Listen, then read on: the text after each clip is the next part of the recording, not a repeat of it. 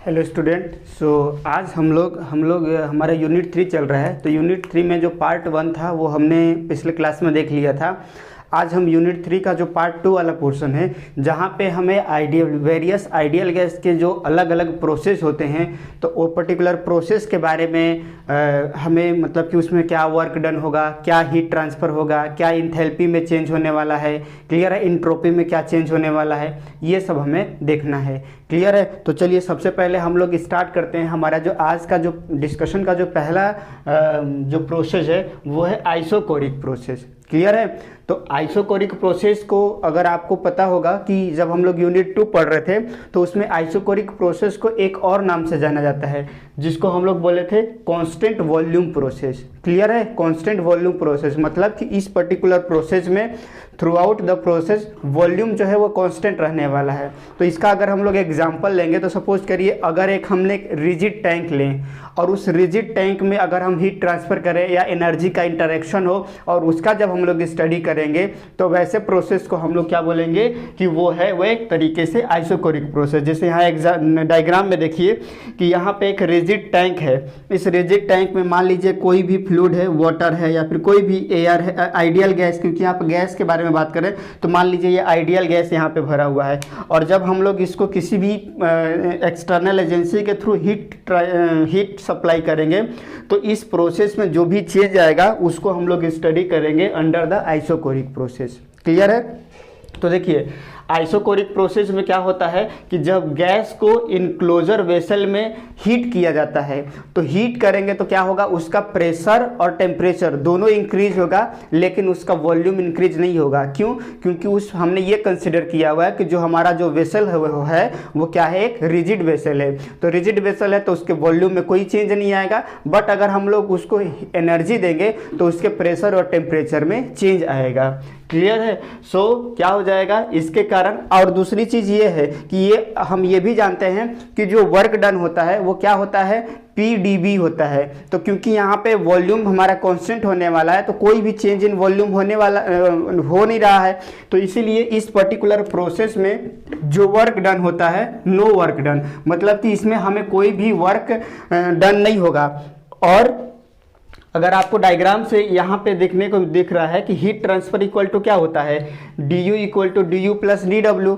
First law से हमने ये देखा है। अब देखिए यहाँ पे dw तो जीरो होने वाला है, तो जब dw हमारा जीरो हो जाएगा मतलब जितना भी हम हीट सप्लाई करेंगे वो क्या हो जाएगा, जो हीट सप्लाई होगा वो उसके इंटरनल एनर्जी के चेंज में कन्वर्ट हो जाएगा। मतलब कि जितना हीट सप्लाई करेंगे वो उसके इंटरनल एनर्जी के फॉर्म में वो स्टोर हो जाएगा, या चेंज इन इंटरनल एनर्जी के फॉर्म में वो एनर्जी स्टोर होने वाला है।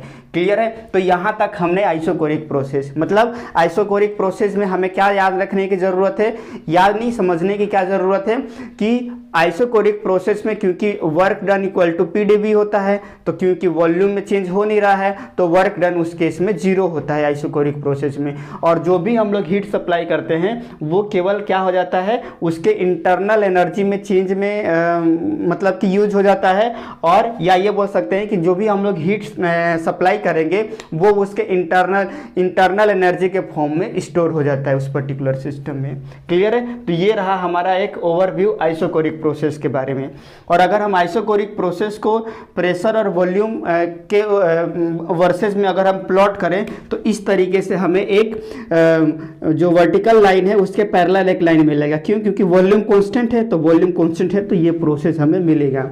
प्लस अगर इसको TS डायग्राम में प्लॉट करें तो वो जो प्रोसेस होगा वो इस तरीके से प्लॉट होगा। क्लियर है। अभी आप देखिएगा जब हम लोग नेक्स्ट पढ़ेंगे आइसोबारिक प्रोसेस तो वहाँ भी हमारा क्या होने वाला है कि T और S डायग्राम में ये volume equal to constant, pressure equal to constant के केस में भी हमें ऐसा ही डायग्राम मिलने वाला है। बट दोनों में डिफरेंस क्या होता है कि इसका जो स्लोप होता है, कांस्टेंट वॉल्यूम का जो स्लोप होता है वो ज़्यादा होता है as compare to constant pressure मतलब कि कांस्टेंट प्रेशर प्रोसेस से। तो दोनों सेम डायग्राम हमें यहाँ पे मिलेगा TS डायग्राम में। बट ये याद रखिएगा कि जो आइसोकोरिक प्रोसेस होता है यानी कि कांस्टेंट वॉल्यूम प्रोसेस का जो स्लोप होगा वो थोड़ा ज़्यादा होगा as compare to constant pressure process. Clear है। तो जब हम लोग नेक्स्ट देखेंगे तो वहाँ पे हमें कुछ इसी तरीके का डायग्राम मिलने वाला है। तो ये रहा हमारा। अब हम लोग देखते हैं कि जैसे देखिए हम लोग आइडियल गैस का इक्वेशन जानते हैं, क्या होता है PV इक्वल टू RT, या इसको अगर हम लोग प्रोपोर्शनल के फॉर्म में लिखें तो PV is directly proportional to T होता है। तो अब हम लोग ये भी जानते हैं कि जो आइसोकोरिक प्रोसेस होता है, यानी कि जहाँ पे वॉल्यूम कांस्टेंट है तो वॉल्यूम कांस्टेंट हो गया, मतलब कि इस केस में हमारा क्या हो जाएगा, जो प्रेशर होगा वो डायरेक्टली प्रोपोर्शनल होगा किसके, टेम्परेचर के। तो ये किस केस में होता है, वो गेल-लुसेक लॉ में होता है, याद आ रहा होगा आपको। तो P is directly proportional to T, मतलब कि अगर प्रोसेस 1 से लेके 2 तक अगर हम कंपेयर करें प्रेशर और टेम्परेचर में तो हम लिख सकते हैं P1/T1 equal to P2/T2। Clear है। तो इस फॉर्म में मतलब कि pressure is directly proportional to हमारा टेम्परेचर हो जाता है। अब इस पर्टिकुलर आइसोकोरिक प्रोसेस में अगर हम वर्क डन करें तो क्योंकि चेंज इन वॉल्यूम 0 तो हमारा वर्क डन 0 मिलने वाला है। अगर हम हीट ट्रांसफर का बात करें तो dq इक्वल टू होता है du प्लस dw। ये कहाँ से होता है, from the first law of thermodynamics, जो कि हमने यूनिट 2 में पढ़ा हुआ है। तो अब ऑब्वियसली यहाँ पे W को हम क्या लिख देंगे, PdV, और du हो जाएगा dq। तो जब अब इसको सॉल्व करेंगे तो ये वैल्यू हमारा 0 होने वाला है। तो अल्टीमेटली हमारा हीट ट्रांसफर किसके बराबर आ जाएगा, चेंज इन इंटरनल एनर्जी के। और चेंज इन इंटरनल एनर्जी को हम लोग किस फॉर्म में लिख सकते हैं, mCV T2 - T1, जो कि हमने यूनिट 1 में देखा हुआ है। इस फॉर्म में लिख लेते थे ना mCV, और अगर यही इंथैल्पी रहता तो हमारा यहाँ पे mCP आ जाता, लेकिन इंटरनल एनर्जी है तो mCB आ जाएगा। और CB हमारा क्या होता है, specific heat at constant volume. Clear है। तो ये हो गया हमारा क्या, हीट ट्रांसफर। अब अगर हमें ये कैलकुलेट करना होगा कि कितना चेंज इन इंथैल्पी होगा आइसोकोरिक प्रोसेस में, तो चेंज इन इंथैल्पी को हम क्या लिख सकते हैं, du plus d of PV लिख सकते हैं। यूनिट 1 में हमने ये देखा हुआ है। तो अब बस हम क्या कर सकते हैं, इसका इंटीग्रेशन कर देंगे तो H2 - H1 इक्वल टू क्या हो जाएगा, U2 - U1 प्लस, अब अगर हम इसको इंटीग्रेट करेंगे तो P2V2 - P1V1 लिख सकते हैं 1 पॉइंट से 2 पॉइंट तक। क्लियर है। अब देखिए U2 - U1 को हम क्या लिख सकते हैं, mCV T2 - T1 लिख सकते हैं, plus PV equal to PV minus P2V2 minus P1V1। अब यहाँ से देखिए फ्रॉम द गैस इक्वेशन या फिर आइडियल गैस का इक्वेशन क्या होता है, PV इक्वल टू mRT होता है। तो यहाँ पे हम PV के जगह में हम लोग mRT के फॉर्म में लिख सकते हैं। तो यहाँ पे हमारा क्या हो जाएगा, mRT2 माइनस, और P1V1 के लिए हमारा क्या हो जाएगा, mRT1 हो जाएगा। तो अगर हम mR को कॉमन ले लेंगे तो P1 इसको P1V1 minus P2V2 minus P1V1 को हम क्या लिख सकते हैं, mRT2 माइनस T1 के फॉर्म में लिख सकते हैं। यहाँ तक क्लियर है। तो अब देखिए यहाँ पे m कॉमन है तो m कॉमन आ गया, T2 माइनस T1 ये भी कॉमन है, ये भी कॉमन आ गया। तो हमारा ब्रैकेट में क्या हो जाएगा, CB प्लस R। और अगर आपको याद आ रहा होगा कि वहाँ पे हमने एक डिस्कस भी किया था कि CB minus CP minus CB equal to R होता है, जो R यहाँ पे CP क्या हो जाएगा, specific heat at constant pressure process, constant pressure. CB क्या हो जाएगा, specific heat at constant volume, और R क्या हो जाएगा, कैरेक्टरिस्टिक गैस कांस्टेंट। तो यहाँ से अगर हम ये बात करें तो हमारा CP क्या हो जाएगा, CB प्लस R के बराबर हो जाएगा। तो यहाँ पे हम ये जो CB प्लस R है तो इसको हम लोग क्या से लिख सकते हैं, CP, और CP क्या हो जाएगा, specific heat at constant pressure. तो मतलब कि हीट ट्रांसफर इंथैल्पी क्या हो जाता है, mCP T2 माइनस T1 होता है, और यही हमने वहाँ पे डेरिवेशन भी किया हुआ है।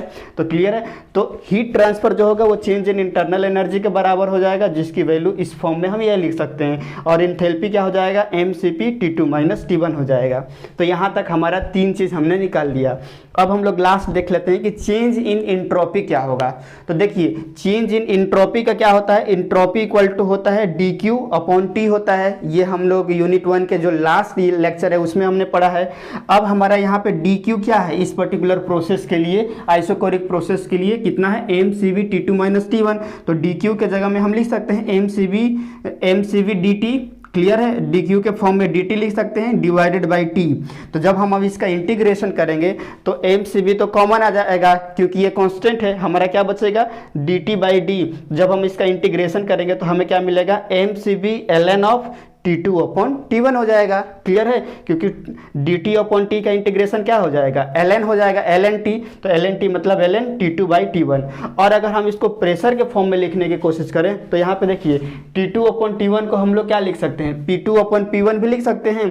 तो हमारा जो चेंज इन इंटरनल एनर्जी इस फॉर्म में भी लिख सकते हैं और इस फॉर्म में भी लिख सकते हैं, mCV ln of T2/T1 और mCV ln of P2/P1।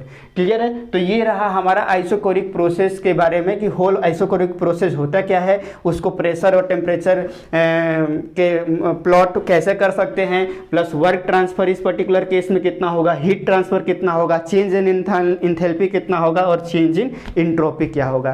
Clear है, तो ये रहा हमारा आइसोकोरिक प्रोसेस। अब हम लोग नेक्स्ट देखते हैं आइसोबारिक प्रोसेस।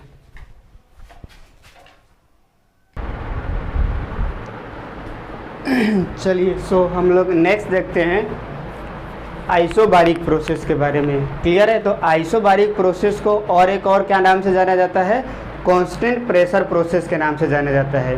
क्लियर है, आइसोबारिक प्रोसेस हमारा क्या हो जाएगा कि ऐसा चीज़ जहाँ पे हमारा जो प्रेशर है वो कांस्टेंट होने वाला है।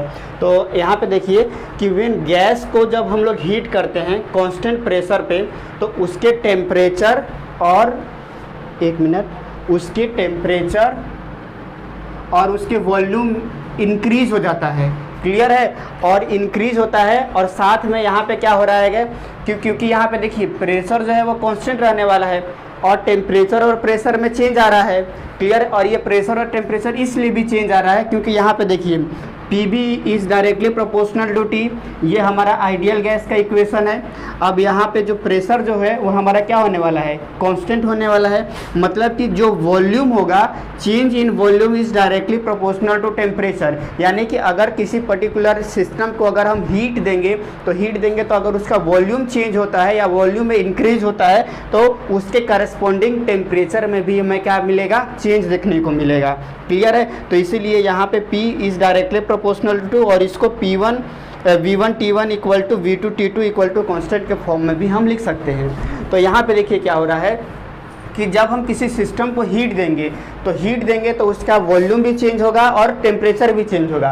और अगर उसके वॉल्यूम में चेंज आ रहा है तो जो हीट सप्लाई उस पर्टिकुलर गैस को दिया जा रहेगा तो वो दो फॉर्म में यूज हो जाएगा।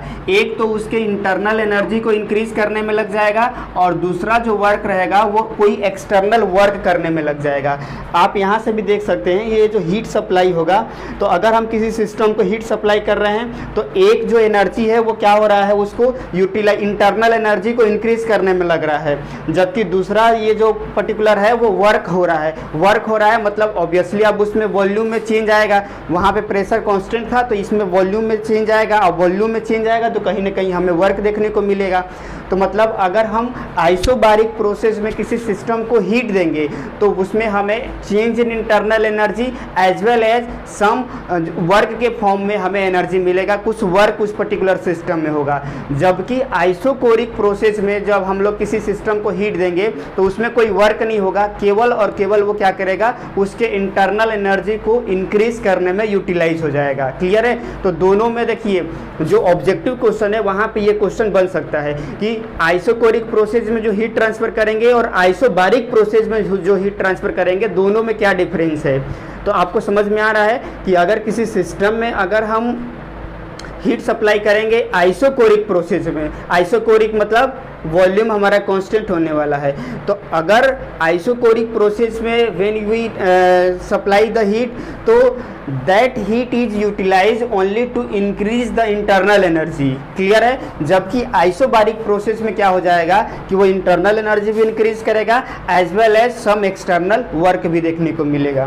क्लियर है, तो ये रहा हमारा आइसोबारिक प्रोसेस के बारे में। और अगर हम इसको PB और TS डायग्राम में ड्रॉ करें तो PB में हमें इस तरीके से देखने को मिलेगा हमारा प्रोसेस, और TS में भी हमें इस तरीके से देखने को मिलेगा। बस ये सेम जैसा है कि आइसोकोरिक प्रोसेस में हमने देखा था वैसा ही हमें ये देखने को मिल रहा है। बस आइसोकोरिक प्रोसेस में सेम यही डायग्राम रहेगा ऑलमोस्ट यही रहेगा, बस इसका जो स्लोप होता है वो कांस्टेंट प्रेशर प्रोसेस से थोड़ा सा ज़्यादा देखने को मिलेगा। क्लियर है? तो यहाँ तक आपको क्लियर हो गया। अब हम लोग देखते हैं कि आइसोबारिक प्रोसेस में वर्क डन कितना होता है। तो वर्क डन का फॉर्मूला क्या होता है? dW = PdV। जब हम इसका इंटीग्रेशन करेंगे तो हमें क्या मिल जाएगा? PV2 - V1, क्योंकि P तो कांस्टेंट होने वाला है, तो V2 - V1। और अगर हम PV2 - V1 का लिखने चाहें तो देखिए, क्योंकि P कांस्टेंट है तो यहाँ भी जो P होगा यहाँ भी वो P होगा, मतलब हम इसको क्या लिख सकते हैं? P2 V2 - P1 V1 लिख सकते हैं। और P1 और P1 और P2 = P1 के बराबर है, तो इस फॉर्म में हम लिख सकते हैं। और जो P1 V2 होगा वो किसके बराबर हो जाएगा? अगर हम यहाँ पे इंटीग्रेशन साइन हटाते हैं तो PV = किसके बराबर होगा? MRT1। तो अगर हम P2 V2 यहाँ पे लिखें, P2 V2, तो हम क्या लिख सकते हैं? MR, क्योंकि R तो कांस्टेंट होता है, T2। और P1 V1 किसके बराबर हो जाएगा? MR T1 के बराबर हो जाएगा। जब हम इसकी वैल्यू यहाँ पे पुट करेंगे तो work done in terms of temperature हम क्या लिख सकते हैं? MR T2 - T1, जहाँ M क्या है? Mass of the gas, R जो है वो कैरेक्टरिस्टिक गैस कांस्टेंट है, क्योंकि ये M आ गया तो कैरेक्टरिस्टिक गैस, अगर यही मोल रहता तो हमारा यूनिवर्सल गैस कांस्टेंट, और ये हमारा क्या हो जाएगा? चेंज इन टेम्परेचर आ गया। अब अगर हमें ये फाइंड आउट करना होगा कि जो आइसोबारिक प्रोसेस होता है उसमें हीट ट्रांसफ़र क्या होता है, तो heat transfer from the first law हम लोग देखते हैं, dQ = क्या होता है? du + PdV। तो अगर हम अब इसका इंटीग्रेशन करेंगे तो Q12 = क्या हो जाएगा? U2 - U1 + W12। और U2 - U1 को हम क्या लिख सकते हैं? MCV T2 - T1 लिख सकते हैं। और टेम्परेचर के फॉर्म में अगर हमें वर्क डन निकालना होगा तो वर्क डन हमने क्या निकाला है? MR T2 - T1। तो यहाँ पे देखिए M भी कांस्टेंट हो गया और हमारा T2 - T1 भी कांस्टेंट हो गया, मतलब हमारा क्या हो जाएगा? CP + R। और CP + R हमने क्या बोला है कि वो CV + R हमारा किसके बराबर हो जाएगा? CP के बराबर हो जाएगा। मतलब आइसोकोरिक प्रोसेस में आइसोबारिक प्रोसेस में जो हीट ट्रांसफ़र होता है वो हम बोल सकते हैं कि उसके चेंज इन इंथैल्पी के बराबर होता है। इसको हम लोग लिख सकते हैं ना, H2 - H1। और यही चेंज इन इंथैल्पी क्या होता है? MCP T2 - T1 होता है। तो आइसोबारिक प्रोसेस में जो हीट ट्रांसफ़र जो दिया जाता है वो उसके चेंज इन इंथैल्पी के बराबर होता है, जबकि आइसोकोरिक प्रोसेस में यानी कॉन्स्टेंट वॉल्यूम प्रोसेस में जो हीट ट्रांसफ़र करेंगे वो उसके इंटरनल एनर्जी को चेंज करने में लग जाएगा, जबकि आइसोबारिक में क्या हो जाएगा? उसके चेंज इन इंथैल्पी को इंक्रीज करने में लग जाएगा। यहाँ तक क्लियर है? तो चेंज इंथैल्पी का क्या हो जाएगा? MCV T2 - T1। और चेंज इन इंटरनल एनर्जी क्या हो जाएगा? U2 - U1 MCV T2 - T1। तो यहाँ तक हमारा क्लियर है? ठीक है। सो हम लोग अब देखते हैं चेंज इन इंट्रोपी के बारे में। तो देखिए चेंज इन इंट्रोपी क्या हो जाएगा? तो इंट्रोपी का फॉर्मूला हम लोग जानते हैं कि जो DS = क्या होता है? dQ/T होता है। क्लियर है? तो dQ, और आइसोबारिक प्रोसेस में जो TQ होता है, मतलब कि हीट ट्रांसफ़र, वो किसके बराबर होता है? अभी हमने यहाँ पे कैलकुलेट किया हुआ है क्या? MCP T2 - T1। यानी कि अगर इसको हम लोग डिफरेंशियल फॉर्म में लिखें तो हम क्या लिख सकते हैं? MCP dt के फॉर्म में लिख सकते हैं, MCP change in temperature dt / T।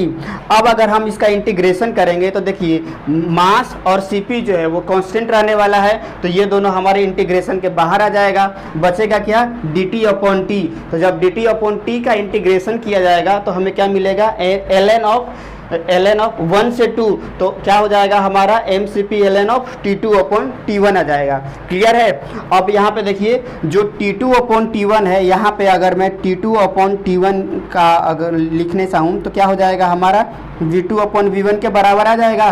तो अब हम इस पर्टिकुलर इक्वेशन को यहाँ पे T2/T1 की जगह V2/V1 भी पुट कर सकते हैं।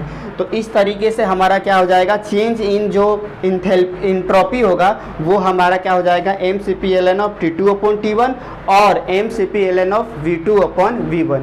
क्लियर है? तो ये रहा हमारा आइसोबारिक प्रोसेस के बारे में। यानी आइसोबारिक प्रोसेस को अगर हम समराइज करने की कोशिश करें तो हमें क्या मतलब क्या देखने को मिला कि जब हम आइसोबारिक प्रोसेस में अगर हम हीट ट्रांसफ़र करते हैं तो उसमें जो हीट ट्रांसफ़र किया जाएगा उसका सम अमाउंट कुछ इंटरनल एनर्जी को इंक्रीज करने में चला जाएगा और सम अमाउंट जो हीट का होगा वो वर्क डन करने में चले जाएगा। जबकि आइसोकोरिक प्रोसेस में क्या हो जाएगा कि जब भाई अगर हम उसमें आइसोकोरिक प्रोसेस में हीट ट्रांसफ़र करेंगे तो वो होल अमाउंट ऑफ हीट जो है उस पर्टिकुलर सिस्टम के इंटरनल एनर्जी को इंक्रीज करने में चले जाएगा और इसमें कोई भी वर्क डन नहीं होगा। किसमें? आइसोकोरिक प्रोसेस में। और आइसोबारिक प्रोसेस में क्या होगा? वर्क डन भी होगा सम अमाउंट और इंटरनल एनर्जी में भी चेंज देखने को मिलेगा।